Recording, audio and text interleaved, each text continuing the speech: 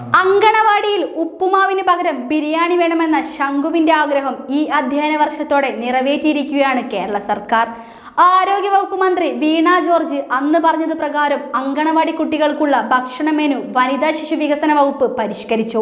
പഞ്ചസാരയുടെയും ഉപ്പിന്റെയും അളവ് കുറച്ചുകൊണ്ട് കുട്ടികളുടെ ആരോഗ്യം ഉറപ്പാക്കി പോഷക മാനദണ്ഡ പ്രകാരം വളർച്ചയ്ക്ക് സഹായകമായ ഊർജവും പ്രോട്ടീനും ഉൾപ്പെടുത്തി രുചികരമാക്കിയാണ് ഭക്ഷണ മെനു പരിഷ്കരിച്ചത്. പ്രഭാത ഭക്ഷണം, ഉച്ചഭക്ഷണം, ജനറൽ ഫീഡിംഗ് തുടങ്ങിയ അനുപൂരക പോഷകാഹാരമാണ് പരിഷ്കരിച്ചത്.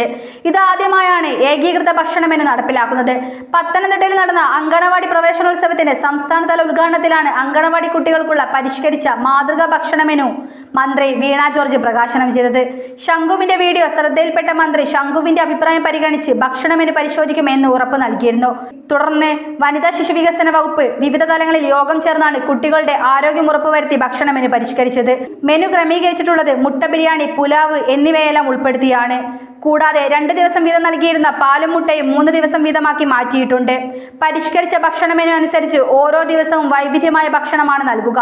തിങ്കളാഴ്ച പ്രാതലിന് പാൽ, പിടി, കൊഴുക്കട്ട അല്ലെങ്കിൽ ഇലയട, ഉച്ചഭക്ഷണമായി ചോറ്, ചെറുപയർ കറി, ഇലക്കറി, ഉപ്പേരി അല്ലെങ്കിൽ തോരൻ, പൊതുഭക്ഷണമായി ധാന്യം, പരിപ്പ് പായസം. ചൊവ്വാഴ്ച പ്രാതലിന് ന്യൂട്രി ലഡു, ഉച്ചയ്ക്ക് മുട്ട ബിരിയാണി അല്ലെങ്കിൽ മുട്ട പുലാവ്, ഫ്രൂട്ട് കപ്പ്, പൊതുഭക്ഷണമായി റാഗി അട. ബുധനാഴ്ച പ്രാതലിന് പാൽ, പിടി, കൊഴുക്കട്ട അല്ലെങ്കിൽ ഇലയട, കടലമിഠായി, ഉച്ചയ്ക്ക് പയർക്കഞ്ഞി, വെജ് കിഴങ്ങ് കൂട്ടുകറി, സോയ ഡ്രൈ ഫ്രൈ, പൊതുഭക്ഷണം ഇഡ്ഡലി, സാമ്പാർ, പുട്ട്, ഗ്രീൻ പീസ് കറി.